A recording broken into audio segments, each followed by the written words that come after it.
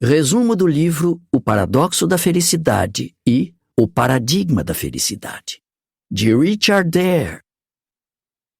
Richard Dare afirma que as três coisas que a maioria das pessoas mais deseja, controle, propriedade e independência, são, paradoxalmente, o que traz mais desânimo e infelicidade para nossas vidas. Nesta obra, o autor propõe que mudemos a forma de lidar com esses desejos, apresentando alternativas que geram alegria, a serendipidade, a concessão e a sinergicidade. Assim, aconselha as pessoas a migrarem para um paradigma de felicidade no qual os três ladrões da alegria são substituídos pelos três salvadores da alegria. Somente abraçando esse novo paradigma é possível conquistar a verdadeira felicidade. O livro é dividido em duas partes. A primeira metade, o paradoxo da felicidade, explora os desafios atuais para a felicidade. Já o segundo segmento, o paradigma da felicidade, demonstra como uma nova visão pode melhorar a sua vida. Dare utiliza um estilo bastante pessoal para guiar o leitor por um novo paradigma mental que pode mudar sua vida por completo. De forma impactante e esclarecedora, ele aponta como o que buscamos afeta nosso bem-estar. O autor utiliza várias referências religiosas e filosóficas para reforçar seus argumentos, bem como histórias pessoais para humanizar e ilustrar situações que ele mesmo experimentou. O livro também traz uma mensagem poderosa que ressoa bastante com a cultura workaholic da atualidade, que recompensa o estresse e o trabalho duro com mais estresse e trabalho duro. Ainda como ressalta a introdução, o texto se caracteriza pela repetição, reapresentando conceitos ao longo das páginas, sempre adicionando mais camadas, de modo a fortalecer sua mensagem com mais definições, exemplos e relatos pessoais. É parte da premissa de que todos iniciamos a vida com alegria e predispostos à felicidade. Porém, à medida que crescemos, nós nos vemos dominados pelos conceitos de propriedade, controle e independência, essencialmente termos econômicos que, quando aplicados de forma muito generalizada, tornam-se nossos enganadores. Esses são os três ladrões da alegria.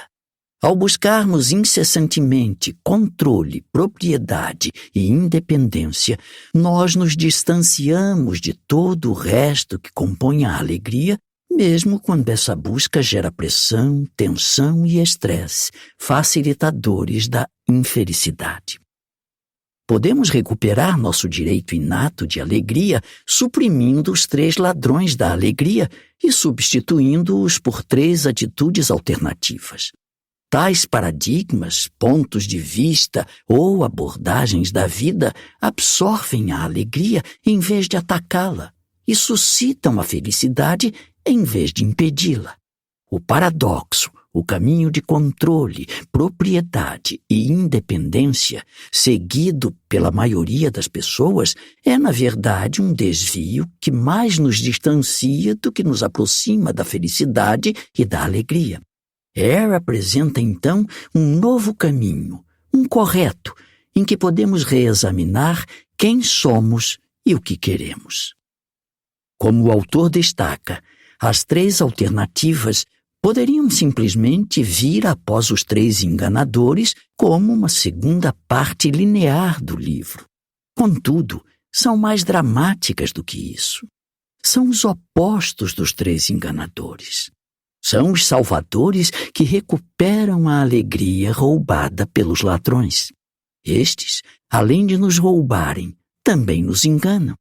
Dare os chama de três enganadores, porque fomos levados a presumir que os queremos e que são bons para nós.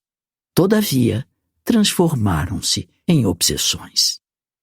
O controle, primeiro dos enganadores, está presente no nosso dia a dia, quando tentamos regular nossos compromissos, criando listas e agendas. Nossos filhos, dando-lhes disciplina e recompensa. E nosso destino, decidindo quem nos tornaremos. Quando tudo isso não funciona conforme planejado, nós nos sentimos frustrados e estressados. A propriedade é uma medição de sucesso relacionada àquilo que possuímos. Assim, trabalhamos mais arduamente do que nunca para obter mais riquezas e posses materiais e, quando comparamos nossas posses com as dos outros, o resultado é a inveja, que leva à infelicidade. A independência é um objetivo valorizado tanto de forma pessoal quanto social. Queremos ficar sozinhos e sem precisar de ninguém. Porém, nós, humanos, somos seres em essência interdependentes e precisamos dos outros em nossas vidas. Ao buscarmos autonomia absoluta, podemos acabar nos sentindo solitários e isolados. Há dois grandes problemas com os conceitos de controle, propriedade e independência. Um é que eles causam estresse, frustração e infelicidade. O outro é que representam valores falsos e impossíveis de serem alcançados. Na verdade, são ilusões. Nunca seremos capazes de ter muito controle, propriedade ou independência sobre qualquer coisa. O autor, no entanto, faz uma ressalva para não soar muito extremo. Estes são conceitos econômicos muito úteis e também, em parte, verdadeiros. Logo, é positivo controlar nosso dinheiro e nossas emoções. A propriedade é crucial em uma democracia. E viver com relativa independência em um sentido econômico é certamente uma virtude. Controle, propriedade e independência também podem ser considerados positivamente como uma fase da vida que a maioria das pessoas precisa viver antes de encontrar um paradigma mais elevado e espiritual. O problema vem quando ficamos muito tempo nessa fase e isso se torna mais obsessivo e nos impede de perceber que há algo melhor e mais verdadeiro. Curiosamente, a ilusão de controle, propriedade e independência é uma fase útil e, se a entendermos da forma correta, pode ser um trampolim para as 3 alternativas superiores. Ayer pontua 3 maneiras particulares de sermos enganados e levados à busca de controle e propriedade e independência. As aparências, a mídia e as mídias sociais e os falsos paradigmas. As aparências enganam porque os outros ao nosso redor, tanto as pessoas do nosso convívio quanto as da mídia, sempre parecem e agem como se tudo estivesse ótimo para elas. Essas pessoas têm muito daquilo que queremos e parecem estar muito felizes por conta disso. Suas vidas aparentam estar sob mais controle do que as nossas. O que nem sempre percebemos é que somos muito parecidos uns com os outros. Portanto, o espelho do engano funciona nos 2 sentidos. Os outros tentam nos impressionar pela aparência e nós tentamos impressioná-los da mesma forma. Isso é ainda mais exagerado na mídia e nas mídias sociais que consumimos. Nos filmes e seriados de televisão, personagens levam uma vida regular e, ao término de seu tempo de duração, todos os seus problemas são resolvidos. Mas na vida real não é assim tão fácil. Nas mídias sociais, além das celebridades que tentam aparentar serem melhor do que realmente são, há os perfis de nossos amigos, parentes e conhecidos que aparentam ter mais controle, propriedade e independência do que nós, fazendo um recorte do seu universo particular e apresentando somente a parte positiva de suas vidas.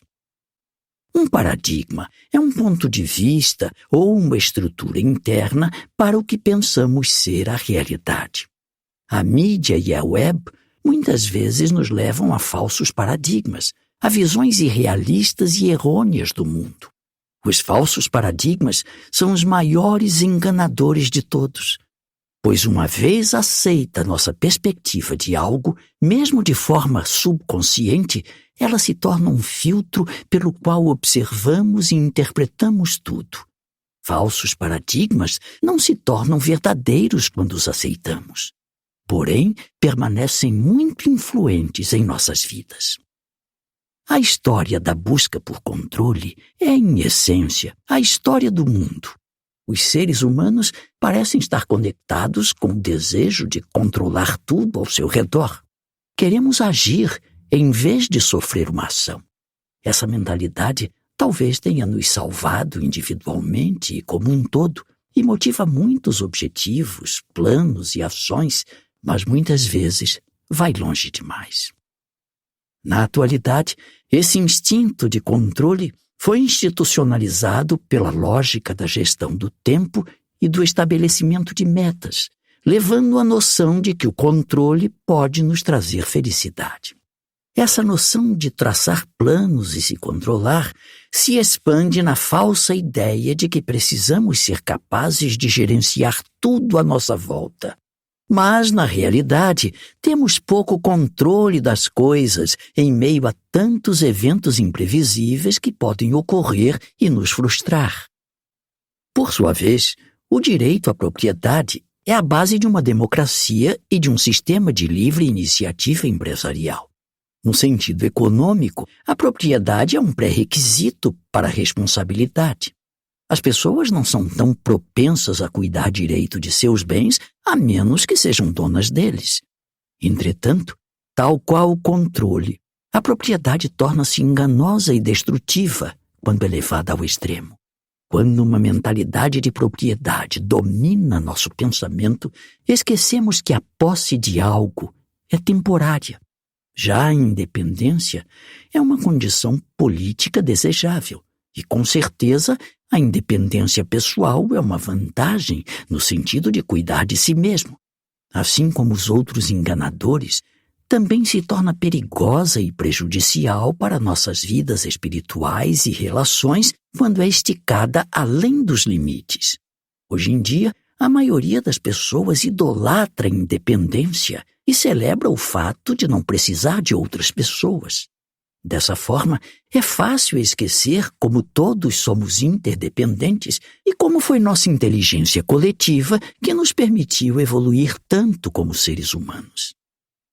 Além de expor detalhadamente os 3 enganadores, o autor busca revelar as 3 alternativas, ilustrando como preservam as verdades e elaborando cada uma delas de forma persuasiva o suficiente para que o leitor queira incorporá-las em suas vidas. Os paradoxos são, então, substituídos por paradigmas.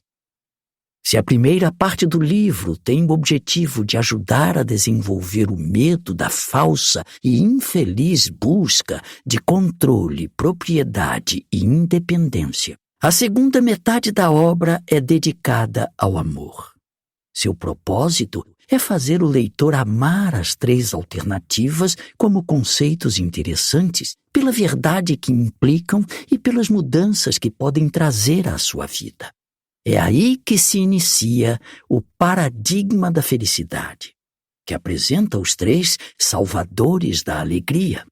Hare afirma que as alternativas são superiores aos enganadores por conta de 4 critérios importantes: a verdade, a motivação, o amor e a felicidade. Ou seja, são princípios corretos, mais inspiradores, que proporcionam mais amor e geram maior felicidade. Em primeiro lugar, é apresentada a alternativa ao controle, a serendipidade. Popularmente, serendipidade é muitas vezes definida como destino ou acaso. Porém, o autor traz sua verdadeira definição, muito mais interessante e esclarecedora, remontando às origens do termo. Em seguida, é mostrada a alternativa à propriedade, a concessão. Essa palavra implica em ser responsável por algo confiado aos nossos cuidados. Também apresenta o sentido religioso da palavra. Nós, seres humanos, somos responsáveis pelo mundo e devemos cuidar dele. Logo, nossos dons e bens materiais devem ser usados e oferecidos a serviço de Deus. Por fim, a alternativa à independência, a sinergicidade. Ela não apenas nos livra das garras enganosas e negativas do falso conceito de independência, como também complementa a serendipidade e a concessão. Sinergicidade é uma palavra inventada pelo autor, uma fusão de sinergia com sincronicidade. Sinergia é a combinação de duas ou mais pessoas, abordagens ou pontos de vista, cujo total é maior do que a soma das partes. Já a sincronicidade tem a ver com padrões que se repetem ao longo do tempo. Portanto, sinergicidade sugere que tudo está conectado e dentro de um controle maior do que podemos compreender. E que quando trabalhamos juntos e em sincronia com esse poder maior, as coisas progridem e os resultados são melhores. Uma maneira simples de pensar no livro, à medida que se avança na parte do paradigma, está na estrutura de fins e meios. O fim é a alegria, e os meios são a serendipidade, a concessão e a sinergicidade. De fato, esse pode não ser um livro para todos. Caso esteja satisfeito com a sua vida como ela é, sentindo mais satisfação do que frustração por conta de controle, independência e propriedade, talvez a obra não seja a melhor opção. Mas se você está em busca de novas opções, farto do paradoxo e pronto para o paradigma, este é o livro ideal. Os benefícios são vários. As atitudes alternativas de serendipidade, concessão e sinergicidade lhe permitirão atentar-se ao lado espiritual, aprofundar a humildade, desenvolver a empatia, libertar-se para uma vida mais autêntica, reduzir o estresse, ter mais resiliência e encontrar mais paz, amor e alegria.